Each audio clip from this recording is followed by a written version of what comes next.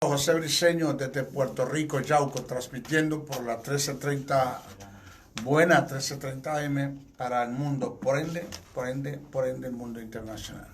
Estamos bendiciendo, estamos pasando fronteras con la palabra, estamos haciendo el trabajo que el Eterno nos mandó a hacer.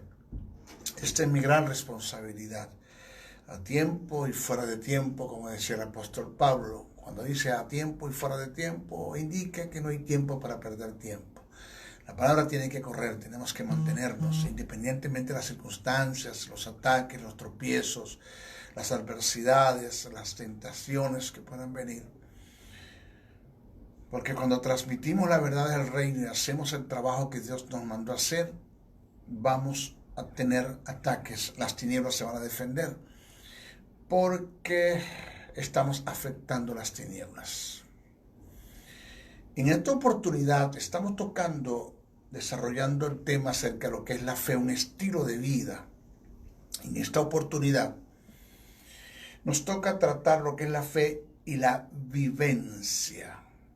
Óigase, preste muchísima atención a estas verdades del reino, la fe y la vivencia. Una cosa es tener todo el conocimiento en relación a la fe, una cátedra de fe, y otra cosa es hacer de la fe un estilo de vida. Me hace acordar el testimonio de uno de mis estudiantes en la Escuela de Formación y Capacitación Teológica en Venezuela, que desarrollé 14 escuelas, gradué un sinnúmero de discípulos, 5 años conmigo sentadito, y uno de ellos le diagnosticaron una enfermedad terminal, por ende incurable. Me buscó, conversamos, lloró mucho de impotencia, lo vi lleno de temores, de inseguridad, angustia, y le dije, tengo idea que me pasaste el materia de la fe con 20. 20 es la nota más alta que pueda tener, que hay en Venezuela. Me pasaste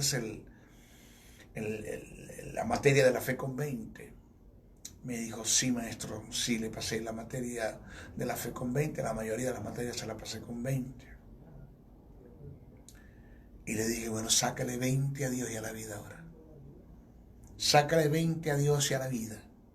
O sea, esto no es cuestión de tener todo el conocimiento de la fe, toda una cátedra de fe, sino caminar en ella, vivirla, caminarla, confesarla, actuarla, digerirla, ingerirla, digerirla, hacer de ella un estilo de vida, para que haya presencia de Dios por el poder del Espíritu y podamos tener resultados. Y Dios pueda dar testimonio, no solamente a nosotros, sino a un mundo escéptico que no cree en Él, de que esto sí es una verdad. Siempre le he dicho que el Evangelio, sin la manifestación del poder del Espíritu Santo de Dios, es una religión más. Así de sencillo. Dios necesita instrumentos de fe, gentes que aprendan a correr la carrera de la fe, desarrollarla y no detenerse a las circunstancias. Que si tienen que morir creyendo, mueran creyendo, pero no vivirán dudando. Entonces una cosa es tener todo el conocimiento en relación a la fe, y otra cosa es hacer de la fe un estilo de vida. Entre los dos factores hay una gran diferencia. El que tengamos conocimiento del sistema de la fe es uno de los factores para formar un carácter en la fe. Pero lo que va a encallecer, oigas el término, encallecer, endurecer, confirmar, afirmar, fortalecer, hacernos firmes. Lo que va a encallecer es afirmar, a endurecer y hacernos consistentes, persistentes y perseverantes en la vida de fe. Es el ver los resultados que se obtienen mediante Dios en la fe que depositamos en una palabra que Él determinó. Una de las más grandes batallas que el creyente fue llamado a librar es la de la fe. La más difícil, no es la más fácil, la más difícil. Batallar en contra de los temores, las dudas, las ansiedades, las preocupaciones, las incertidumbres, las angustias, la inseguridad, el desasosiego, el desespero, no es cosa fácil. Son nuestros más grandes enemigos internos para triunfar en la vida y mantenernos en pie hasta ver la operación de Dios mediante el Espíritu. El luchar en contra de todos estos flagelos es peor que luchar contra el mismo diablo. Por esta causa necesitamos, además de la fe, la paciencia, que es la mano derecha de la fe. No importa cuánto tarde la respuesta de Dios a nuestro favor en lo que hemos creído, mantengámonos en fe y en la paciencia, tópico que voy a tratar más adelante, que es la paciencia. Que a su tiempo tendremos resultados, cuando nos mantenemos en la fe y la paciencia, tendremos resultados. Dios nunca llega tarde, nunca Dios ha fallado, nunca. Cada batalla que vamos librando en fe y en la paciencia nos llevará a tener un carácter sólido en el ejercicio de la fe para enfrentar nuevas batallas y salir ileso de ellas. Solo así seremos instrumentos útiles para Dios en el establecimiento de su reino. Cuando logramos librar las batallas en contra de todos estos flagelos, los temores, las dudas, las ansiedades, las preocupaciones, Santiago el apóstol dejó escrito en su primer capítulo, el verso 2 al 4, dice, cito, hermanos míos, tened por sumo gozo cuando os halléis en diversas pruebas, sabiendo que la prueba de vuestra fe produce paciencia. Óigame, ¿qué produce la prueba? Paciencia. Mas tenga la paciencia su obra completa, para que seáis perfectos y cabales sin que os falte cosa alguna. Las escrituras sagradas dan testimonio de dos grandes hombres, además de otros, que se mantuvieron en fe y en la paciencia y tuvieron respuesta de Dios en su tiempo. Estamos haciendo referencia de Jesús, nuestro hermano, y Job. Ambos vieron los resultados positivos en respuesta de Dios por la fe, pero se mantuvieron en una paciencia, no se desesperaron, nunca entraron en desesperanza, sino que creyeron. Uno fue librado de la muerte al ser levantado de los sepulcros al tercer día. Jesús depositó su fe en Dios en la cruz. Señor, en tus manos encomiendo mi espíritu. El otro fue librado de un gran padecimiento, de una gran tragedia. Chicos, el Eterno hará lo mismo con todos aquellos que se mantienen en fe y en la paciencia. Más adelante voy a tocar el tópico, esto que es paciencia. Santiago 5:11 dice, he aquí, tenemos por bienaventurados los que sufren. Habéis oído la paciencia, paciencia de Job, y habéis visto el fin del Señor, que también se movió en la fe y en la paciencia. Dos grandes hombres. Ahora quiero tocar un tópico acerca de la diferencia que hay entre lo que es la fe y la presunción. La fe y la presunción. Escuche. La fe es una persuasión, no una presunción. Mucha gente murieron creyendo que tenían fe y no era fe lo que tenían. Se estaba moviendo en presunción. ¿Qué es eso, maestro? Ya se lo voy a explicar. La fe es una persuasión, no una presunción. Indica que la fe no niega las circunstancias, la fe cambia las circunstancias. La fe no es un poder mental, eso es presumir. Presumir es creer estar en una verdad y no estamos, es vivir en un engaño. La fe no es un poder mental, psíquico. Es un poder espiritual sobrenatural que viene de Dios y es depositado en el espíritu renacido del hombre. Todas las sectas, tales como la metafísica, el yoga, ciencia cristiana, trabajan en sentido contrario a la fe. Lo hacen a través de la presunción que indica el poder de la mente sobre la materia. La presunción llama a las cosas que son como si no fuesen. Oiga, la presunción llama a las cosas que son como si no fuesen. La fe, como persuasión, llama a las cosas que no son como si fuesen. Observe que la presunción trabaja en el sentido contrario a la fe. La presunción dice, esto es, pero no es. La fe dice, esto, aunque no es. ¿Por qué? Porque la fe llama a las cosas que no son, oído, pero que no son en el mundo físico, porque en el mundo espiritual son una verdad. Ya es un hecho consumado en la cruz del Calvario. Ya mi herencia, mi bendición y mi legado es mío, me pertenece posicionalmente. Que la traigo a la asistencia posesionalmente es a través de la fe, pero como persuasión, no como una presunción. Entonces te repito, la presunción llama a las cosas que son como si no fuesen. ¿Usted le duele la cabeza? Sí, diga que no le duele. ¿A usted le duele la cabeza? Diga que no le duele. Eso no es fe. Eso es presunción, porque la fe no niega las circunstancias. La fe cambia las circunstancias. Repito, la presunción llama a las cosas que son como si no fuesen. La fe como persuasión llama a las cosas que no son como si fuesen. Por esta razón, alegamos que la fe no niega las circunstancias. La fe cambia las circunstancias. Jamás. Preste atención a este principio de reino que tiene que ver con la fe. Mucha gente murieron creyendo que tenían fe y no era fe lo que tenían. ¿Ya? Fe no es dejar de ir al médico. Fe no es dejar de tomar el medicamento. Aunque si usted entiende lo que es fe y comprende los principios de la fe y por ello usted deja de ir al médico, deja de tomar el medicamento, pero cumpliendo con los principios de la fe vas a ser honrado por Dios.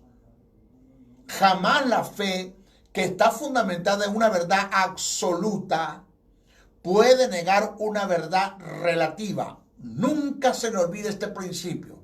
Jamás la fe que está fundamentada en una verdad absoluta puede negar una verdad relativa.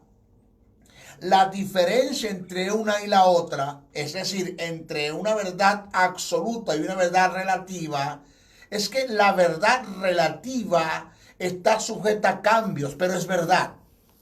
La absoluta no cambia. Entonces, además de esto, la verdad absoluta siempre estará sobre la verdad relativa cuando se toma en fe, pero nunca se podrá negar una verdad relativa por fe, haciendo tu fundamento una verdad absoluta. ¿Por qué? Óigame, aunque la verdad es relativa, está solidaria con la verdad absoluta. Es decir, las verdades son solidarias, ser relativa es absoluta. Es una verdad que el médico te dice que tienes cáncer. Tú no puedes negar esa verdad por la fe en el terreno de la presunción. El médico dice que tengo cáncer, pero por fe no tengo fe. Yo rechazo, yo revoco. Eso no es fe. Eso no es fe.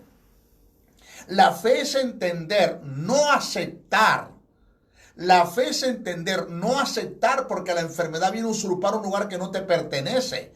Viene a invadir un lugar que no te pertenece. Jesús se llevó todas nuestras enfermedades. Y si se las llevó todas, no dejó nada para ti. De modo que toda enfermedad que viene a ti, viene con el fin, oído, viene con el fin de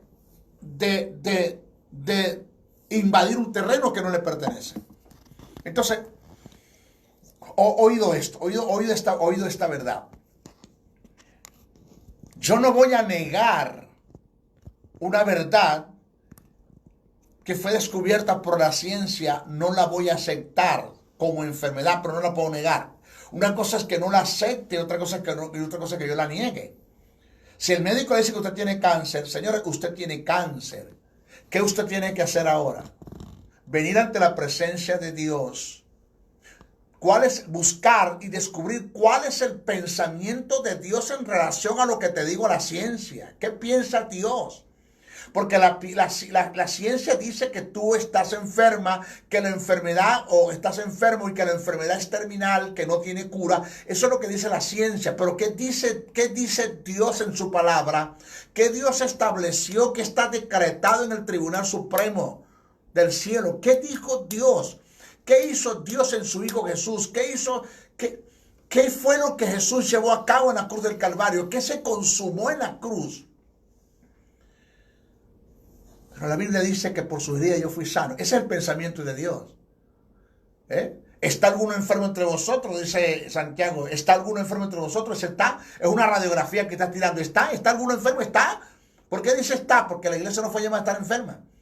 Pero si hay, llamen a los ancianos de la iglesia y oren por el enfermo, dice.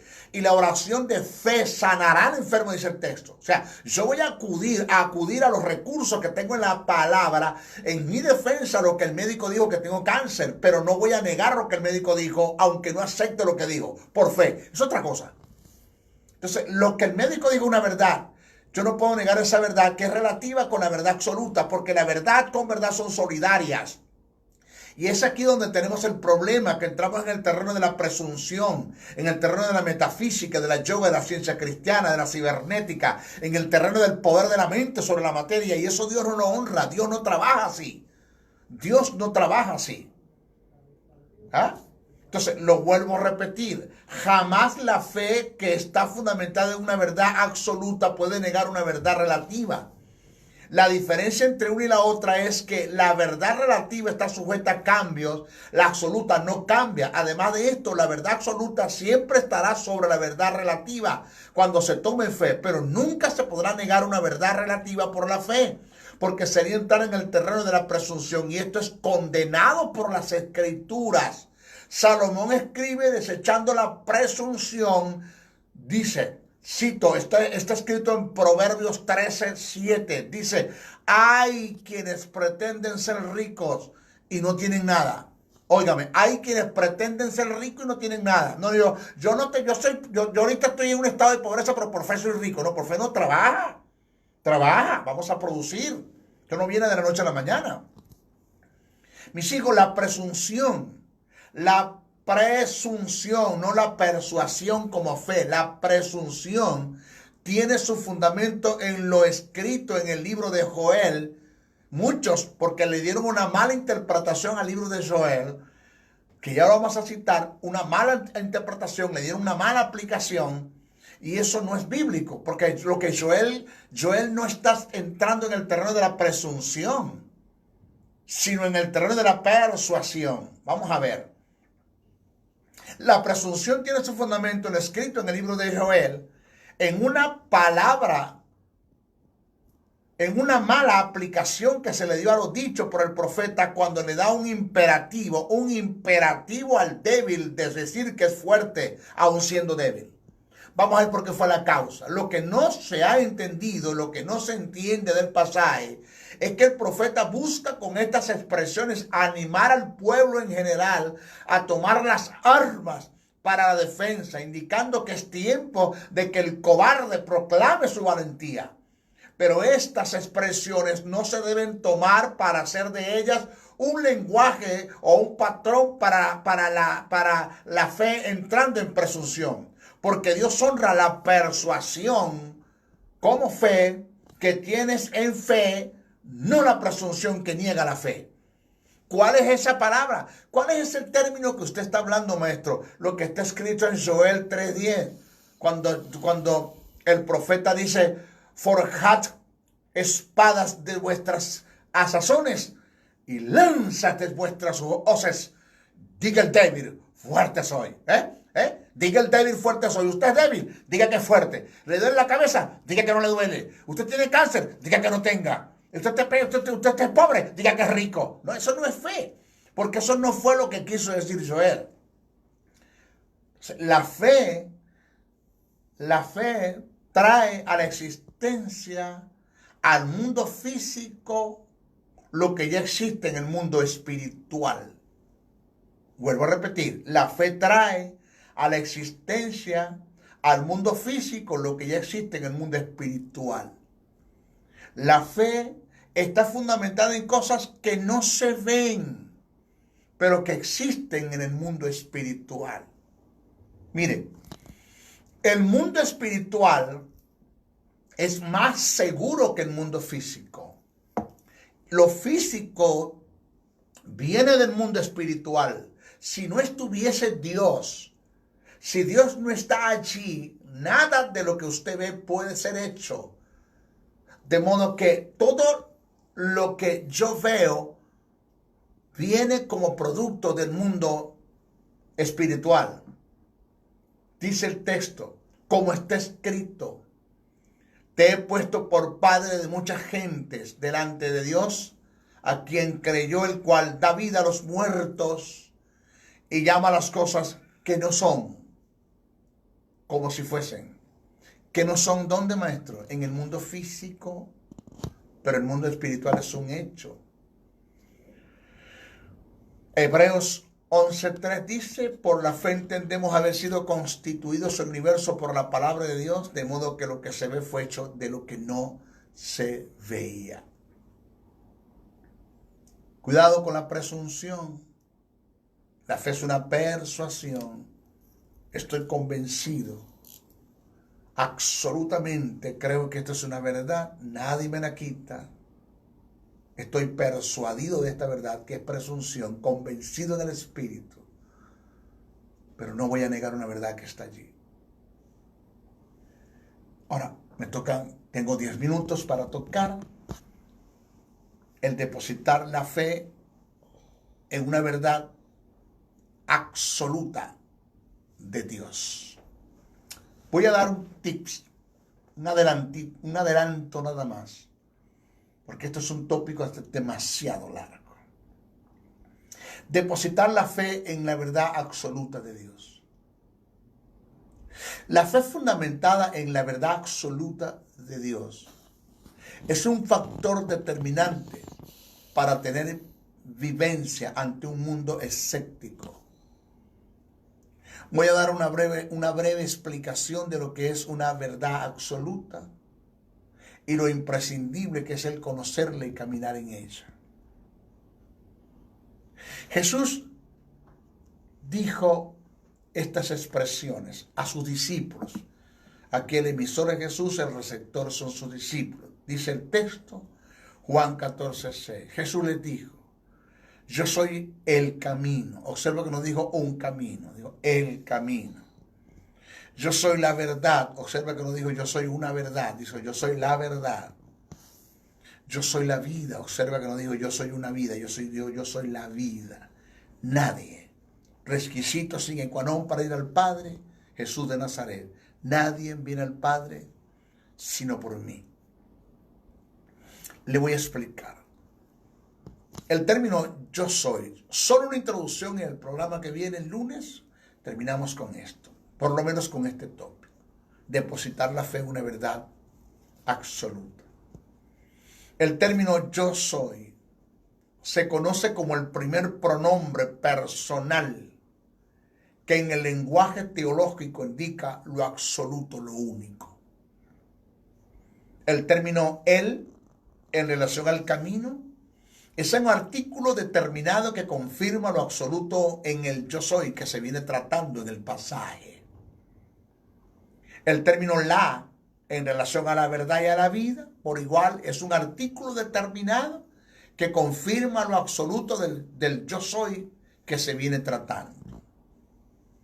Es decir, el término yo soy con los artículos determinados el y la determinan que Jesús es la única opción para llegar al Padre. No hay más camino, no hay otra verdad y no hay otra vida, sino solo Jesús. Esto lo presento a modo de introducción para mostrar los valores y ese principio que es sine qua non, no lo puedes pasar por alto, no lo puedes evadir, eso significa sine qua non, que está implícito en la verdad absoluta de Dios. Mi sentir es el de Pablo. Yo después de Jesús, el hombre que más me mueve a mí el piso en las escrituras y que más me conmueve, el cual yo más imito después de Jesús, Pablo. Porque mi sentir es el de Pablo. ¿Cuál es este sentir, maestro?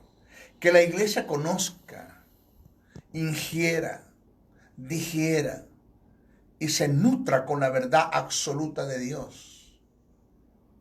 De esto trató Pablo en sus cartas que escribiera a los colosenses. Cito: Pablo, apóstol de Jesucristo por la voluntad de Dios, y el hermano Timoteo, a los santos y fieles hermanos en Cristo que están en Colosa. Gracias y paz sean a vosotros, de Dios nuestro Padre y del Señor Jesucristo.